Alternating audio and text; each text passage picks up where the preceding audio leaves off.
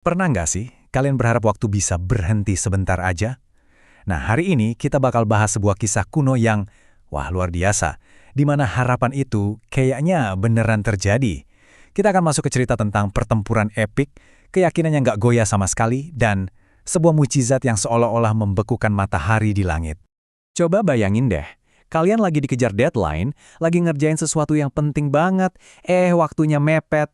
Pernah kan ngerasa, andai aja hari ini lebih panjang dikit? Nah, perasaan kayak gitu, itulah yang jadi jantung dari cerita kita kali ini. Oke, mari kita mulai. Kita langsung masuk ke latar ceritanya ya. Jadi, semua ini terjadi di tengah pertempuran yang super krusial di Gibeon, seperti yang diceritakan dalam kitab Yosua. Dan, ini bukan sekedar perang biasa loh, ini adalah momen yang bakal menentukan segalanya. Dan di pusat dari semua kekacauan ini, ada tokoh utamanya, Yosua. Dia ini pemimpin baru bangsa Israel. Baru aja loh dia ngambil alih tongkat estafet dari Musa. Bisa kebayangkan tekanannya? Tugas yang dia emban itu bener-bener berat. Oke, jadi situasinya genting banget. Bangsa Israel tuh lagi terkunci dalam pertempuran yang super sengit.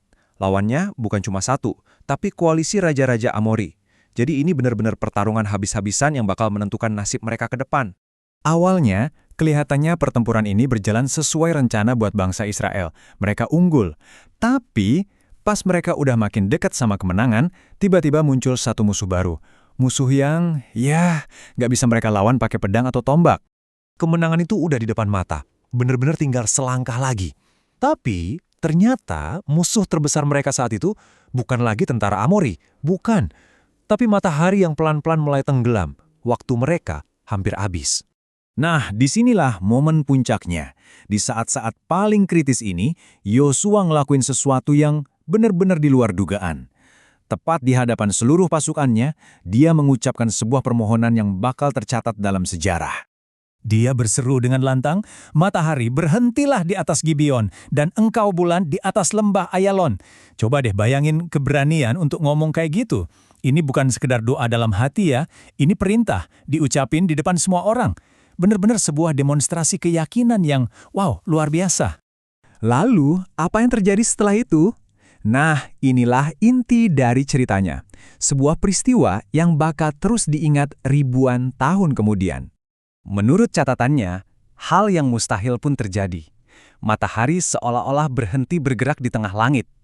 Beneran, kayak membeku gitu. Coba bayangin pemandangannya. Langit yang nggak berubah. Waktu yang terasa berhenti, semuanya demi satu tujuan. Waktu tambahan inilah yang mereka butuhkan banget. Ini bukan sekedar kebetulan. Ini jadi kunci yang ngasih mereka kesempatan untuk menuntaskan pertempuran dan akhirnya meraih kemenangan mutlak. Jadi, cuma dengan satu tindakan iman yang luar biasa ini, seluruh jalannya pertempuran berubah total.